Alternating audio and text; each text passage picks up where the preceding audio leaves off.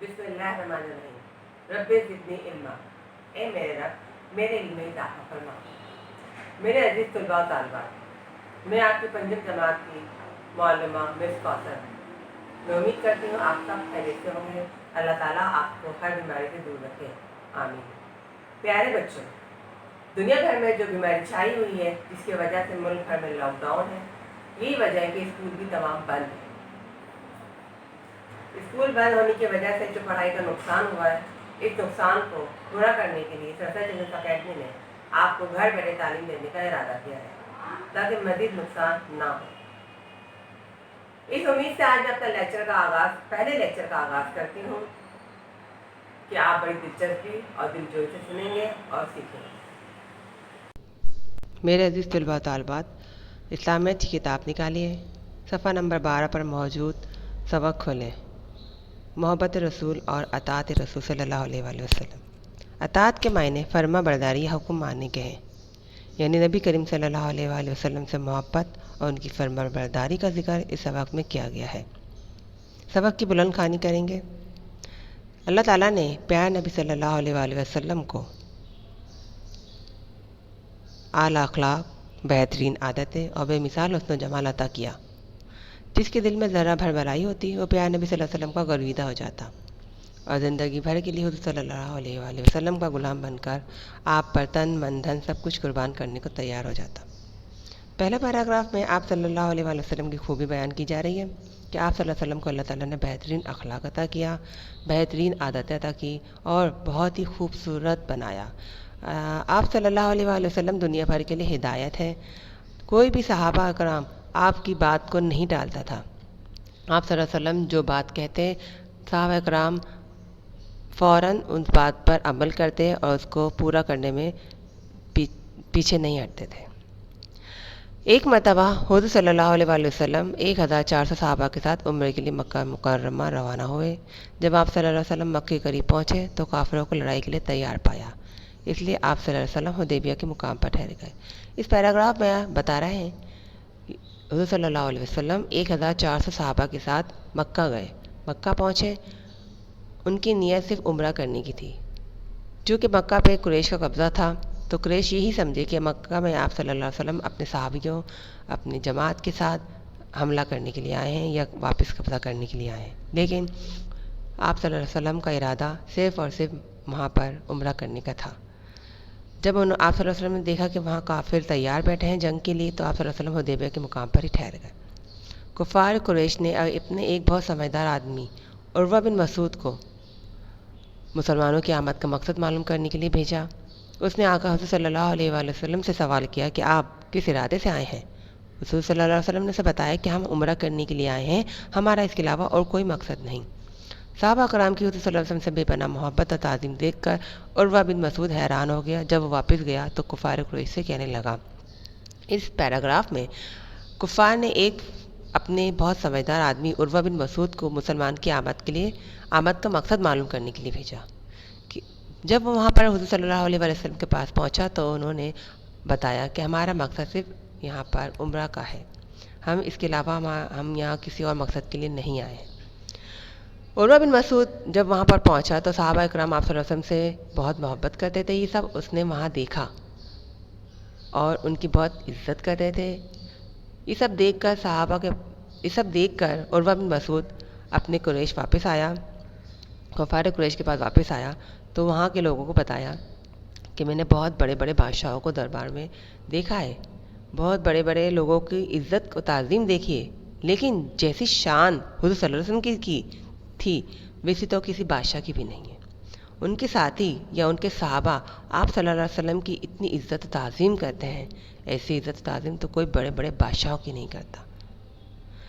عروہ بن مسعود نے دیکھا کہ وہ جب آپ صلی اللہ علیہ وسلم وضو فرماتے تو صحابہ ان وضو کا پانی زمین پہ گرنے نہیں دیتے، بلکہ اپنے ہاتھوں پر لے لیتے تھے اور اپنے چہرے پر لگا لیتے تھے۔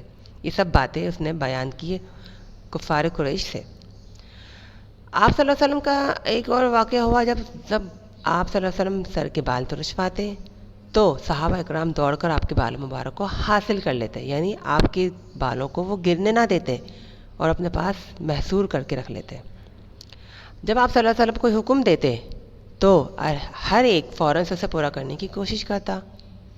جب صحابہ کرام آپ صلی اللہ علیہ وسلم سے بات کرتے ہیں تو آپ کے ادب کی وجہ سے اپنی آوازوں اور نظروں کو نیچا رکھتے ہیں۔ اے مکہ والو، عروہ بن مسعود کہتا ہے، اے مکہ والو، یہی اچھا ہے کہ وہ جس ارادے سے آئے ہیں ان کو وہ ارادہ پورا کرنے دو۔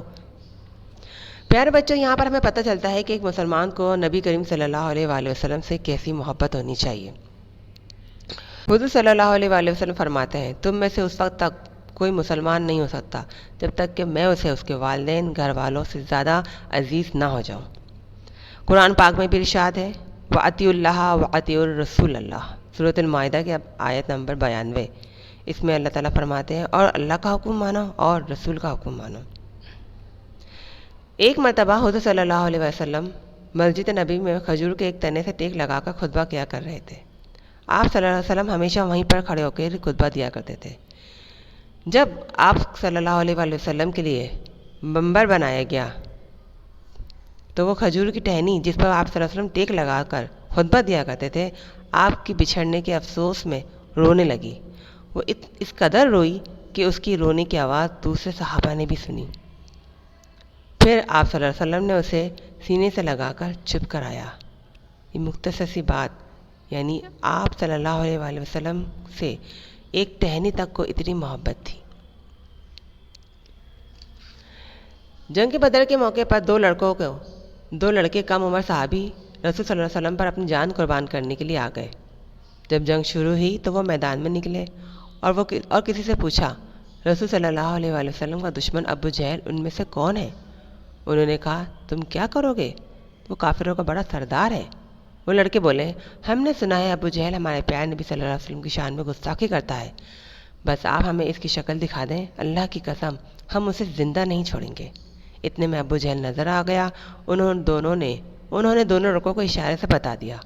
وہ دونوں اس کی طرف دوڑ پڑے اور ایسا حملہ کیا کہ ابو جہل کو ختم ہی کر دیا۔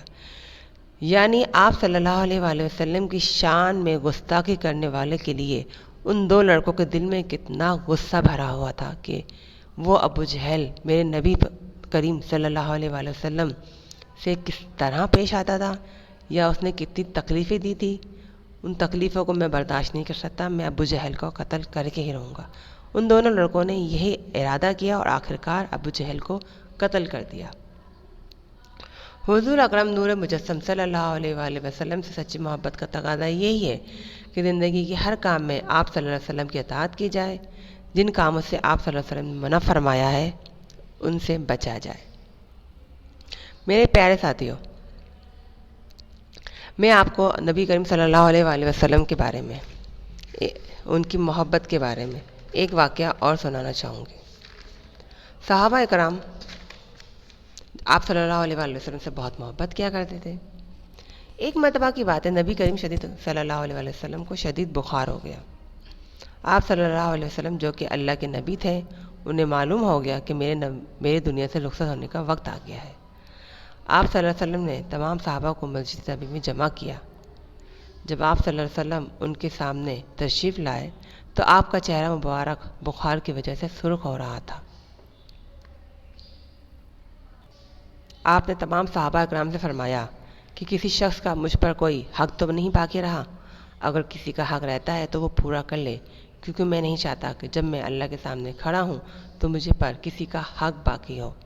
یہ سن کر صحابہ اکرام کا دل محبت میں رونے لگا، تڑپ اٹھا۔ جب حضور صلی اللہ علیہ وسلم نے انہیں سمجھایا کہ ہر جاندار کو موت کا مزہ چکھنا ہے، اتنے میں ایک صحابی جس کا نام عکاشہ تھا، اس نے کہا کہ یا رسول اللہ صلی اللہ علیہ وسلم، آپ پر میرا حق باقی ہے۔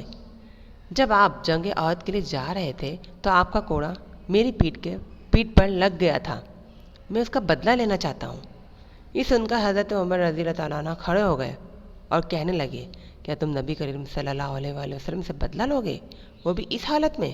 اگر بدلہ لینا چاہتے ہی ہو تو میری پیٹھ پر کوڑا مار لو، مگر ان سے بدلہ نہ لو۔ یہ سن کر حضور صلی اللہ علیہ وسلم نے فرمایا، اے عمر، اس کو بدلہ لینے دو، نہیں تو میں اللہ کو کیا منہ دکھاؤں گا۔ پھر آپ صلی اللہ علیہ وسلم نے کوڑا منگوایا اور حضرت عکاشہ کو کوڑا دے کر کہا کہ بدلہ لے لو۔ حضرات صحابہ کرام بے تحاشا یہ ماجرا دیکھ کر رو رہے تھے۔ پھر عکاشہ نے کہا، یا رسول اللہ صلی اللہ علیہ وسلم، میری ننگی پیٹھ پر آپ کا کوڑا لگا تھا۔ یہ سن کر نبی کریم صلی اللہ علیہ وسلم نے اپنا کرتا مبارک اتار لیا اور کہا کہ لو، تم میری پیٹھ پر کوڑا مار لو۔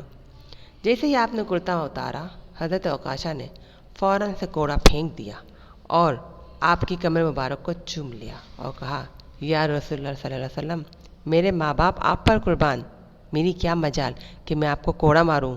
میں تو یہ چاہتا تھا کہ آپ کی کمر مبارک پر موجود مہر نبوت کو چوم لوں اور چوم کر جنت کا حقدار بن جاؤں۔ اس بات پر نبی کریم صلی اللہ علیہ وآلہ وسلم مسکرائے اور فرمایا، اے عکاشہ، تم پر جنت واجب ہو گئی۔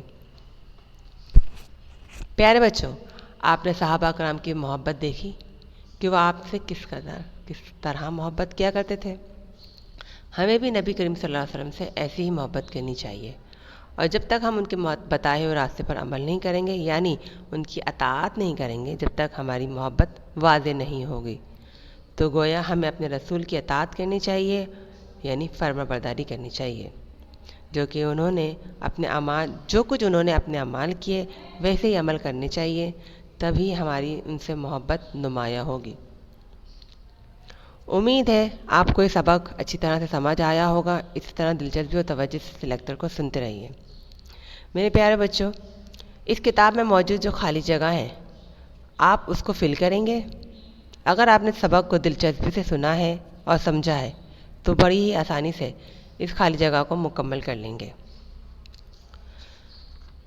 اس کے بعد میں آپ کو کچھ کام دوں گی جو آپ کاپی میں کریں گے۔ وہ کام آپ اگلے لیکچر سے پہلے مجھے ضرور کمپلیٹ کر کے دکھائیں گے۔ نیکسٹ لیکچر کے لیے آپ کو یہ کاپی میں کام مکمل کرنا ضروری ہے۔ اپنا بہت خیال رکھیے گا۔ اللہ حافظ، اللہ نگہبان۔